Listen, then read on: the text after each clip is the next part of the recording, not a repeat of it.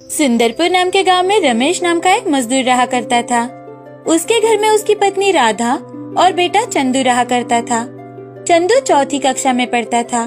चंदू के पिताजी रमेश बहुत ही गरीब मजदूर थे। चंदू के पापा जमींदारों के खेतों में काम किया करते थे और जो भी मजदूरी मिलती थी उसी में किसी तरह से अपना गुजारा कर लेते थे। जैसे तैसे रोज के घर खर्च का पैसा जमा होता था। ऐसे में अगर कोई और खर्चा आ जाता तो ऐसा लगता कि जैसे सर पर पहाड़ टूट पड़ा हो। एक दिन राधा रमेश से, आजी, इस साल तो हम चंदू को रेनकोट लेकर देंगे ना? नहीं हो पाएगा राधा, तुम्हें तो पता है ना, पिछले साल बारिश कम होने की वजह से काम मिलना भी मुश्किल हो गया है। हाँ, वो तो पता है, लेकिन क्यों ना इस साल मैं आपके साथ काम करने आऊँ? थोड़े पैसे बचेंगे तो चंदू के लिए रेनकोट ले लेंगे। ठीक है। रमेश के ऐसे कहते ही दोनों अपना अपना काम करने लगते हैं। हर साल की तरह इस साल भी बारिश शुरू हो जाती है। एक दिन चंदू स्कूल के लिए जा ही रहा था कि तभी जोरों से बारिश शुरू हो जाती है और चंदू पूरी तरह से भीग जाता है और बारिश से बचते बचते वो स्कूल पहुंचने में भी लेट हो जाता है। ये देख चंदू की टीचर उससे, चंदू, आज तुम फिर से लेट आए और तुम इतने भीग गए हो, तुम क्लास में ऐसे नहीं बैठ सकते, तुम घर चले जाओ। नहीं टीचर, मुझे पढ़ना है, मैं बाहर रहकर पढ़ाई करूँगा। ठीक है। ऐसा कहकर टीचर बच्चों को पढ़ाने लगती है और चंदू कक्षा के बाहर खड़ा रहकर ही पढ़ने लगा। क्लास खत्म हो जाने के बाद टीचर चली जाती है और सभी बच्चे चंदू से, अरे देखो ना, ये चंदू हर साल की तरह इस साल भी छाता लेकर नहीं आया। अरे आएगा भी कैसे? इसके पिताजी मजदूर जो ठहरे वो कहाँ से ला कर देंगे? नहीं नहीं, ऐसा कुछ भी नहीं है। तो तुम छाता या रेनकोट लेकर क्यों नहीं आते? इस साल तो मेरे पिताजी मुझे रेनकोट जरूर देने वाले हैं। बड़ा आया रेनकोट लाने वाला। अरे चलो चलो, टीचर आ गई। अब सभी बच्चे भागते हुए कक्षा में आकर बैठ जाते हैं और पढ़ाई करने लगते हैं। चंदू भीगा होने के कारण वो सारी पढ़ाई कक्षा के बाहर खड़े रहकर करता है। अब स्कूल छूटने का वक्त हो जाता है, लेकिन फिर भी बारिश रुकने का नाम ही नहीं ले रही थी। ये देख चंदू, हे भगवान, आज तो थोड़ी देर बारिश रोक दे, नहीं तो मुझे फिर से भीगते हुए घर जाना पड़ेगा। चंदू खुद को बारिश से बचाते हुए पेड़ के नीचे से जा रहा था कि तभी उसे रास्ते में एक कुटिया दिखाई देती है, जहाँ पर एक साधु बाबा ध्यान कर रहे थे। ये देख चंदू, क्यों ना मैं थोड़ी देर यहाँ रुक जाऊँ। जैसे ही बारिश कम हो जाएगी मैं घर जाने के लिए निकल जाऊंगा। चंदू कुटिया के दरवाजे के पास खड़ा रहता है कि तभी वो देखता है कि अंदर साधु बाबा ध्यान में लीन है और उनके सामने एक सांप आकर उन्हें काटने ही वाला था कि तभी चंदू ने अंदर जाकर उस सांप को उठाकर बाहर फेंक दिया। ये सब साधु बाबा ने देख लिया तो वो चंदू से, बालक, यहाँ आओ। जी बाबा। बालक, तुमने मेरे सामने का सांप उठाकर उसे फेंक दिया, क्या तुम्हें डर नहीं लगा? डर तो मुझे बहुत लगा बाबा, मगर मेरे पिताजी ने सिखाया है कि हमेशा दूसरों की मदद करनी चाहिए, तो मैंने आपकी थोड़ी सी मदद की, आपका ध्यान टूटने से बचाया। धन्यवाद बेटा। तुम्हें पता है, तुमने मेरे ध्यान के साथ साथ मेरी जान भी बचाई है। तुम्हें जो चाहिए तुम मुझसे मांग सकते हो। बाबा, आप मुझे एक रेनकोट दिलवा दो। मैं हमेशा बारिश की वजह से भीग जाता हूँ और इसी वजह से अपनी कक्षा के बाहर रहकर मुझे पढ़ाई करनी पड़ती है। बाबा, मेरे पिताजी मजदूर हैं ना, इसी वजह से उनके पास पैसे नहीं रहते। हमारे घर का गुजारा भी जैसे तैसे हो जाता है, इसीलिए बाबा आप मुझे एक रेनकोट ही दे दो। चंदू की बातें सुनकर साधु बाबा को बहुत बुरा लगा और वो चंदू से, बेटे, तुमने अपनी जान की परवाह न करते हुए मेरी जान बचाई है, इसलिए मैं तुम्हें एक जादुई रेनकोट दूंगा। वो तुम्हारी बारिश से रक्षा करेगा। इस रेनकोट से तुम जितना चाहो उतने रेनकोट निकाल सकते हो और दूसरों की मदद भी कर सकते हो। और हाँ, ये कभी भी खत्म ना होने वाला रेनकोट है, तुम इसे जरूरत आने पर बेच भी सकते हो। ऐसा कहकर साधु अपनी आंखें बंद करके कुछ मंत्र पढ़ते हैं। तभी उनके हाथ में एक रेनकोट आ जाता है ये रेनकोट दिखने में बड़ा ही चमकदार और आकर्षक दिखने वाला था। ये देख चंदू बहुत ज्यादा खुश हो जाता है। साधु वो रेनकोट चंदू को दे देते हैं और चंदू से, ये लो बेटा, ये तुम्हारा रेनकोट, और हाँ, इसका हमेशा सही से इस्तेमाल करना। धन्यवाद बाबा। साधु बाबा का धन्यवाद देकर चंदू प्रणाम करके रेनकोट लेकर वहाँ से चला जाता है। चंदू के घर आते ही उसके बदन पर रेनकोट देख उसकी माँ उससे, चंदू तुम ये रेनकोट कहाँ से लेकर आए? चंदू अपनी माँ को रास्ते में हुई सारी बातें बताता है और अपनी माँ से, माँ तुम्हें पता है, ये रेनकोट मुझे एक साधु बाबा ने दिया है और उन्होंने मुझे कहा है कि ये रेनकोट एक जादुई रेनकोट है। मैं इस रेनकोट से बहुत सारे रेनकोट निकाल सकता हूँ और जरूरतमंद बच्चों की मदद भी कर सकता हूँ। ये तो बहुत अच्छी बात है बेटा। अब तुम हमारे जैसे गरीब बच्चों को ये रेनकोट दे सकते हो। हाँ माँ। अच्छा अब चलो, कपड़े बदल लो और जल्दी से खाना खाने के लिए आ जाओ। जी माँ, अभी आया। ऐसा कहकर चंदू अपने कपड़े बदलकर खाना खाने के लिए चला जाता है। अब अगले दिन चंदू स्कूल में रेनकोट पहनकर जाता है। आज उसका पहला दिन था जब वो बिना भीगे कक्षा में बैठा था और इस बात से टीचर भी बहुत खुश थी। जब उनकी स्कूल की छुट्टी हुई तब सभी बच्चों को चंदू का रेनकोट बड़ा ही पसंद आया। उसके रेनकोट को अलग ही चमक थी। ये देख बच्चे उस रेनकोट को हाथ लगाकर देख रहे थे। थोड़ी ही देर में जोरों से बारिश शुरू हो जाती है और बारिश देख चंदू अपना रेनकोट पहन लेता है। वो घर जाने के लिए निकलने ही वाला था कि तभी हमेशा उसका मजाक उड़ाने वाला श्याम और उसके दोस्त स्कूल की बालकनी में दुबक कर खड़े थे। अरे रंगा, श्याम, तुम लोग यहाँ क्यों खड़े हो? तुम्हें घर नहीं जाना? अरे जब मैं घर से बाहर निकला तो बारिश नहीं थी, इसलिए मैंने छाता या रेनकोट कुछ भी नहीं लिया। अब देखो बारिश थमने का नाम नहीं ले रही। अब बारिश थमने का इंतजार कर रहा हूँ। और जब मैं घर से निकला तो बहुत बारिश हो रही थी, तो मैं छतरी लेकर निकला और तेज बारिश होने लगी तो मेरी छतरी का तो कौवा बन गया। अरे श्याम, तुम्हारे पास तो छतरी है ना, तो तुम क्यों नहीं घर जा रहे?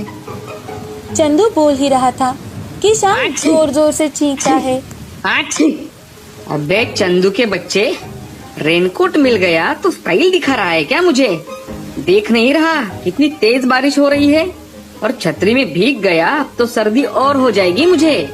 तो तुम एक काम करो, तुम मेरा रेनकोट पहनो और मैं तुम्हारी छतरी लेकर घर जाता हूँ। तुम्हें पता है इस पर पानी पड़ते ही सूख जाता है, इससे तुम्हारी सर्दी नहीं बढ़ेगी। चंदू, मैं तुम्हारा कितना मजाक उड़ाता हूँ, फिर भी तुम तुम्हारा नया रेनकोट मुझे दे रहे हो। क्यों नहीं? तुम मेरे दोस्त हो, इसलिए मैं तुम्हारी मदद कर रहा हूँ। चंदू अपने रेनकोट से दूसरा रेनकोट निकाल कर देता है तो ये देख श्याम, अरे कमाल है, तुम्हारे पास दो दो रेनकोट है। तुम क्या रेनकोट के ऊपर रेनकोट पहनते हो? अरे नहीं, ये जादुई रेनकोट है। मुझे ये एक बाबा ने दिया है। उन्होंने कहा है कि सिर्फ जरूरत के समय ही इसका इस्तेमाल करना। जादुई रेनकोट? ओहो चंदू, मुझे भी ठंड लग रही है, तुम मुझे भी एक रेनकोट दे दो। अरे तुमने दो दो रेनकोट पहने हैं, उसमें से एक एक हम दोनों को भी दे दो। हाँ हाँ, क्यों नहीं दोस्त, अभी देता हूँ। ऐसा कहकर चंदू सभी को एक एक रेनकोट दे देता है और अपने घर चला जाता है। घर जाते ही वो ये सारी बातें अपने माँ पिताजी को कहता है और अपने माँ पिताजी को भी एक एक रेनकोट निकाल कर देता है। उसके बाद भी उसके शरीर पर रेनकोट रहता है। अब चंदू के पिताजी और चंदू बाजार में चले जाते हैं और जिस जरूरतमंद को जरूरत होती उसे मुंह मांगी कीमत पर रेनकोट दे देते। कुछ ही दिनों में चंदू का रेनकोट पूरे सुंदरपुर में मशहूर हो जाता है। उसके पिताजी ने बाजार में चंदू रेनकोट के नाम से रेनकोट की दुकान खोली। अब चंदू के पिताजी चंदू से, अरे वाह रे मेरे बेटे, हर बार बारिश में रेनकोट के लिए तरसने वाला तू अब बारिश में लोगों को रेनकोट पहनाता है। वाह रे वाह। हाँ पिताजी, हमारे स्कूल में पढ़ाया गया है कि हमेशा हर मुसीबत में संयम से काम लो तो कोई ना कोई मदद करने वाला आ ही जाता है। इस तरह से चंदू ने अपने जादुई रेनकोट की सहायता से अपने दोस्तों तथा गांव के गरीब लोगों को रेनकोट की मदद की थी। अब उसका पूरा परिवार खुशी खुशी अपना जीवन व्यतीत कर रहा था।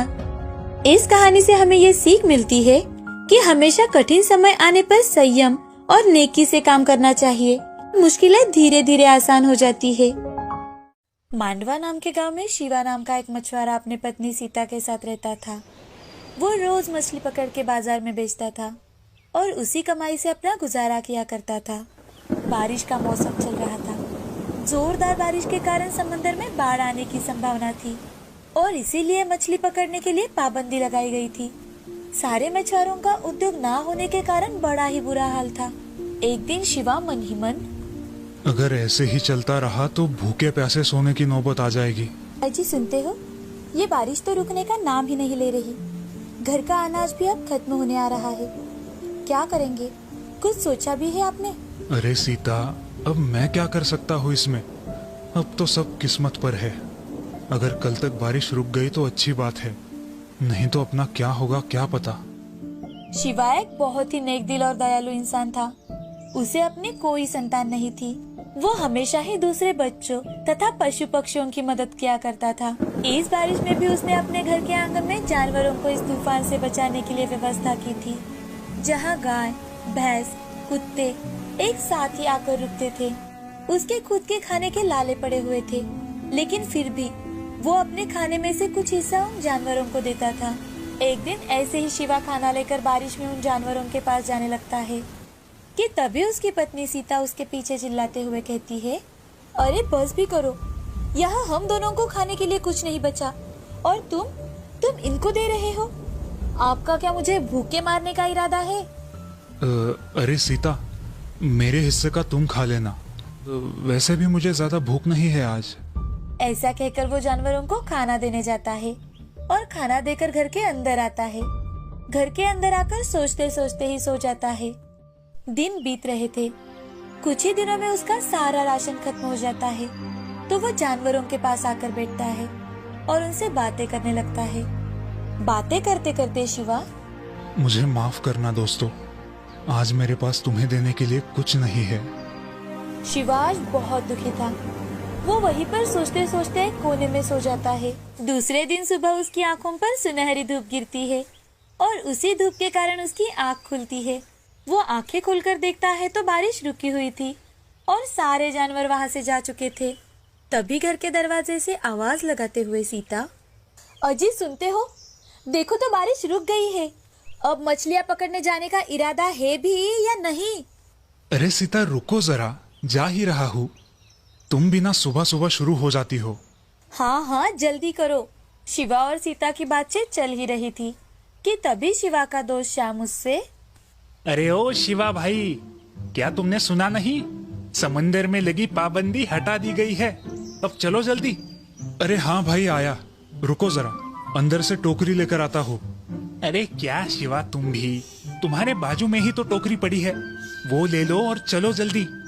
शिवा वहीं पर पड़ी टोकरी को देखकर थोड़ा सोच में पड़ जाता है, लेकिन जल्दबाजी में वो उसी टोकरी को लेकर चला जाता है। आज सारे के सारे मछुआरे मछली पकड़ने के लिए समंदर में जा रहे थे। शिवा भी बड़े ही उत्साह के साथ अपने दोस्त श्याम के साथ मछली पकड़ने समंदर में गया। हाँ, आज तो बड़ा मजा आएगा। बहुत दिनों बाद मछली पकड़ रहा हूँ। हाँ भाई, इतने दिनों में बहुत नुकसान हुआ है। अब श्याम और शिवा दोनों अलग अलग जगहों पर मछली पकड़ने जाते हैं। शिवा मछली पकड़ने के लिए अपना जाल समंदर में बिछाता है, लेकिन आज उसके जाल में सिर्फ 2-3 ही मछलियाँ फंसी थी। उन्हें वो टोकरी में डालकर फिर से जाल बिछाता है और मन ही मन, हे भगवान, आज तो कृपा करो हम पे।